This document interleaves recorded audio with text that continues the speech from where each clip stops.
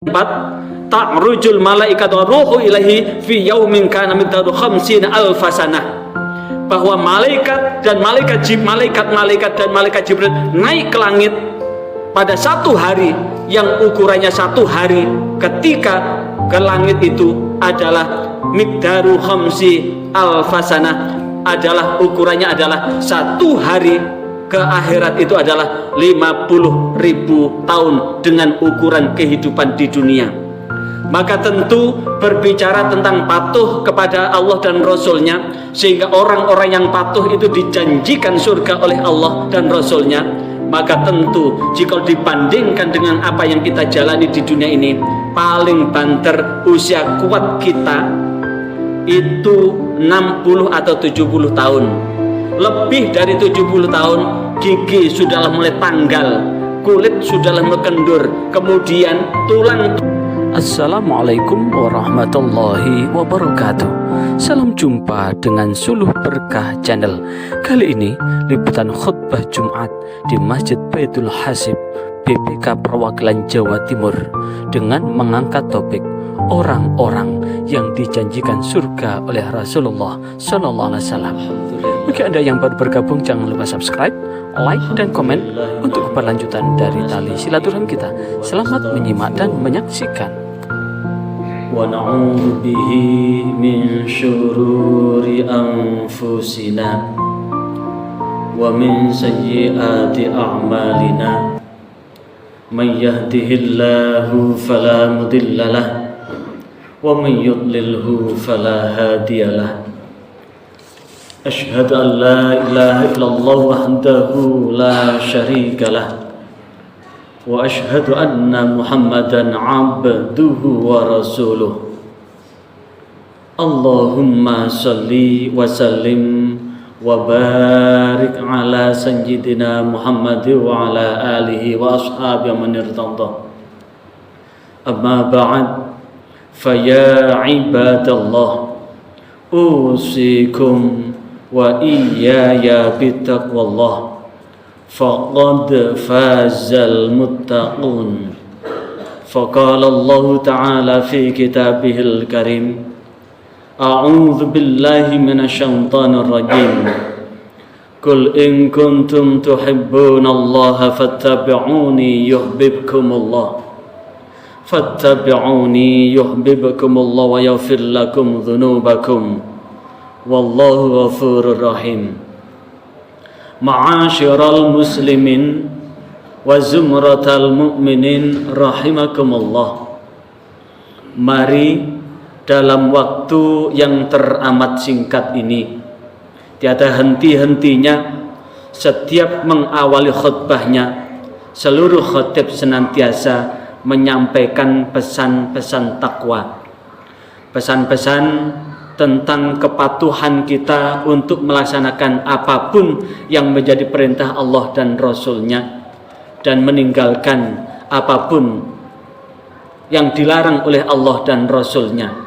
Sehingga dengan kepatuhan yang merupakan bagian dari ketakwaan ini, mudah-mudahan kita tetap semangat untuk membangun, meningkatkan, dan memperbarui serta bersemangat untuk mewujudkan ketakwaan itu dalam kehidupan yang sangat nyata.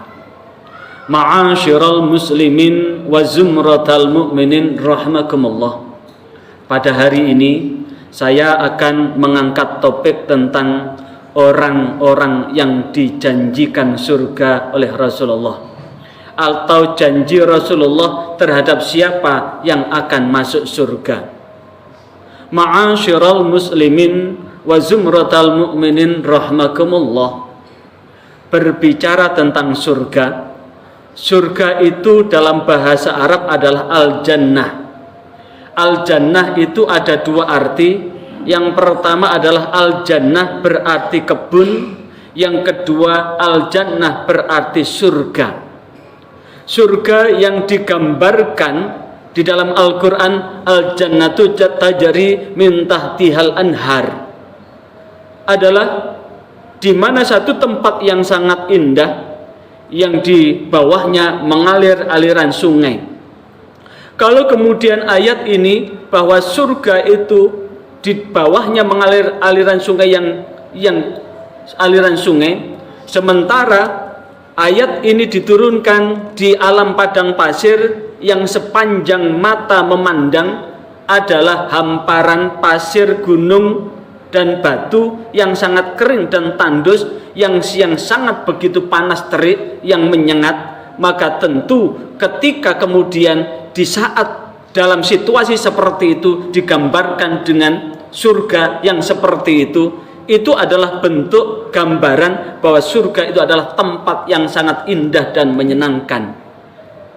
Tentu Rasulullah SAW, sebagaimana hadis yang diriwayatkan oleh Imam Bukhari di dalam Sahih Bukhari, hadis nomor 6737 dari Abu Hurairah, an Abi Hurairah radhiyallahu anhu, anna Rasulullah sallallahu alaihi wasallam qala, dari Abu Hurairah radhiyallahu an, bahwasanya Rasulullah Muhammad sallallahu alaihi wasallam bersabda, kullu ummati yadkhulunal jannah illa man aba. Rasulullah menegaskan bahwa seluruh umatku akan masuk surga illa man aba, kecuali mereka yang enggan.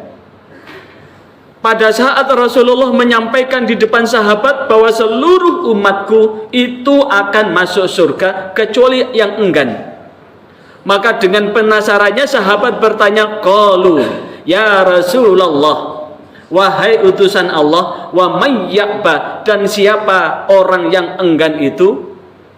Maka Rasulullah menjawab, qala man ata'ani dakhalal jannah wa man asani faqad aba. Siapa yang taat kepadaku maka dia masuk surga, dan siapa yang mendurhakaiku maka sungguh dia adalah orang yang enggan. Maka kalau kemudian ditanya siapa orang-orang yang dijanjikan oleh Rasulullah masuk surga, tentu orang-orang yang taat kepada Allah dan Rasulnya dengan melaksanakan apapun yang menjadi perintah Allah dan Rasulnya, dan meninggalkan segala apa yang dilarang oleh Allah dan Rasulnya. Maka jikalau ini dihubungkan dengan Al-Quran surah Ali Imran ayat 31, a'udzu billahi minasyaitonir rajim, qul in kuntum tuhibbunallaha fattabi'uni yuhibbukumullah fattabi'uni yuhibbukumullah wa yaghfir lakum dzunubakum wallahu ghafurur rahim. Katakanlah Muhammad, jikalau kamu semua mencintai Allah, fattabi'uni, maka ikutilah saya, yuhibbukumullah, niscaya Allah akan mencintaimu, wa yaghfir lakum dzunubakum, dan mengampuni dosa-dosamu, wallahu ghafurur rahim, dan Allah zat yang maha pengampun lagi maha penyayang. Asbabun nuzul ayat ini bahwa diceritakan bahwa za'amal qaum fi ahdi Rasulillah, pembesar-pembesar suku pada zaman Rasulullah sallallahu alaihi wasallam, annahum yuhibbunallah, bahwasanya mereka mencintai Allah, dan kemudian dia dengan lantangnya mengatakan kepada Rasulullah, ya Muhammad, kunna inna nuhibbunallah, bahwa kami semua mencintai Allah. Tapi fakta bahwa Rasulullah melihat pembesar-pembesar Quraisy itu, pembesar-pembesar kaum ketika itu, saat itu Rasulullah bertemu dengan mereka di Masjidil Haram, namun mereka mengatakan bahwa kami semua mencintai Allah, tapi faktanya mereka malah menyembah berhala. Maka kemudian Rasulullah menyampaikan, jikalau kamu mencintai Allah, kenapa kamu menyembah berhala? Maka mereka menjawab bahwa kami semua menyembah berhala adalah untuk mendekatkan diri kepada Allah sedekat-dekatnya. Maka turunlah ayat ini, sampaikanlah Muhammad kepada mereka, jikalau mereka mencintai Allah, maka ikuti apa yang Allah perintahkan dan Rasulnya perintahkan, dengan kalimat qul in kuntum tuhibbunallah, katakanlah Muhammad, jikalau kamu semua mencintai Allah, fattabi'uni, ikutilah apa yang diajarkan oleh Rasulullah Muhammad sallallahu alaihi wasallam. Dan itulah yang kemudian Allah niscaya akan mencintai kita semua, mencintai mereka semua, mencintai kamu semua. Wa yaghfir lakum dzunubakum, dan mengampuni dosa-dosamu. Wallahu ghafurur rahim, dan Allah Maha Pengampun lagi Maha Penyayang. Ma'asyiral muslimin wa zumratal mu'minin rahimakumullah. Berbicara berkaitan dengan perintah-perintah Allah, maka sesungguhnya jikalau kemudian kita tarik pada ayat yang lain, kehidupan yang kita jalani di dunia ini amat singkat. Bandingannya, hidup di dunia ini 1000 tahun, di akhirat itu 1 hari. Hal ini ditegaskan di dalam Al-Quran surah Al-Sajdah ayat 5, kemudian di dalam surah Al-Hajj ayat 47, bahwa 1 hari di akhirat itu sama dengan 1000 tahun di dunia ini. Bahkan di dalam surah Al-Ma'arij ayat 4, ta'rujul malaikat wa ruhu ilahi fi yaumin kana miqdaruhu 50 alfasanah, bahwa malaikat dan malaikat Jibril naik ke langit pada 1 hari yang ukurannya 1 hari, ketika ke langit itu adalah miqdaru 50 alfasanah, adalah ukurannya adalah 1 hari. Ke akhirat itu adalah 50.000 tahun dengan ukuran kehidupan di dunia. Maka tentu berbicara tentang patuh kepada Allah dan Rasulnya, sehingga orang-orang yang patuh itu dijanjikan surga oleh Allah dan Rasulnya. Maka tentu jika dibandingkan dengan apa yang kita jalani di dunia ini, paling banter usia kuat kita itu 60 atau 70 tahun. Lebih dari 70 tahun, gigi sudahlah mulai tanggal, kulit sudahlah mengendur, kemudian tulang-tulang sudah mulai rapuh, pengeroposan sudah mulai. Maka tentu jikalau kemudian di antara saudara-saudara kita, kakek-kakek, nenek-nenek yang usianya lebih dari 80 tahun, usia 90 tahun, sungguh sangat amat rapuh. Itu pun hanya berapa? 90 tahun. Padahal 1 hari akhirat itu 1000 tahun. Maka rugi banget jika kemudian kita menghalalkan segala cara untuk mengeruk keuntungan dengan menghalalkan apapun yang diharamkan oleh Allah dengan harapan supaya mendapatkan keuntungan sebesar-besarnya. Maka tentu itu adalah kerugian yang sangat nyata. Maka tentu jika kemudian kita buka dalam surah Al-Baqarah, di antara orang-orang yang betul-betul ragus dengan kehidupan di dunianya, wala tajidanna ahrasan nasi ala hayati, dan ketika kamu semua mendapati orang-orang yang betul-betul tamak dalam kehidupan di dunia ini, wa minal ladzina asyraku, dari orang-orang yang menyekutukan Allah, maka mereka akan meminta kepada Allah untuk menikmati hasil kejahatannya itu, untuk minta dipanjangkan umurnya sampai 1000 tahun. Padahal 1000 tahun itu hanya 1 hari di akhirat. Ma'asyiral muslimin wa zumratal mu'minin rahimakumullah. Maka sungguh pada apapun yang kita lakukan, seluruh perintah yang kita lakukan, kemudian larangan yang kemudian kita tinggalkan, jika kita telusuri, kita renungkan, seluruhnya akan bermanfaat buat hidup dan kehidupan kita. Contoh hari ini kita melakukan sholat, maka hasil sholat kita akan memperoleh kebahagiaan.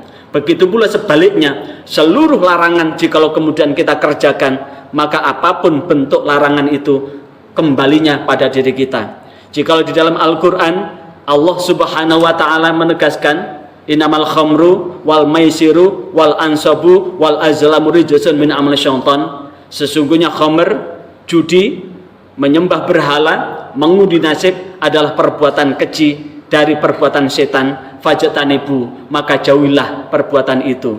Satu contoh, judi. Sepanjang sejarah orang yang berjudi, walaupun dia senang ketika berjudi, bersemangat ketika berjudi, tidak ada ceritanya orang kaya karena judi. Miskin pasti, bangkrut pasti, menghalalkan segala pasti, karena segala sesuatu yang diperoleh dengan jalan yang kotor akhirnya akan lari ke tempat-tempat yang dilarang oleh Allah. Akhirnya menuju pada kehidupan yang penuh dengan kemaksiatan. Pendek kata, seluruh larangan Allah jikalau kita tinggalkan kembalinya pada kita, dan seluruh perintah Allah jikalau kita laksanakan kembali pada kita, dan itulah orang-orang yang dijanjikan surga oleh Rasulullah Muhammad SAW. Maka mudah-mudahan dengan renungan yang sedikit ini mengantarkan diri kita tetap menghambakan diri kepada Allah sedekat-dekatnya tanpa perantara apapun, karena apapun yang kita lakukan akan diperhitungkan oleh Allah Subhanahu wa taala. Dan mudah-mudahan Allah membimbing kita di jalan yang benar, jalan yang Allah selamatkan, selamat dunia, selamat pula di akhirat, dan diselamatkan dari ancaman siksa neraka. A'udzubillahi minasyaitonirrajim. Bismillahirrahmanirrahim. Wal 'asri innal insana lafi khusrin illa alladzina amanu wa 'amilus solihati wa tawassaw bil haqqi wa tawassaw bis sabr. Barakallahu li wa lakum fil Qur'anil azim. Wa nafa'ani wa iyyakum bima fi minal ayati wa dzikril hakim. Aqulu qouli hadza astaghfirullahal azim innahu wal ghafurur rahim.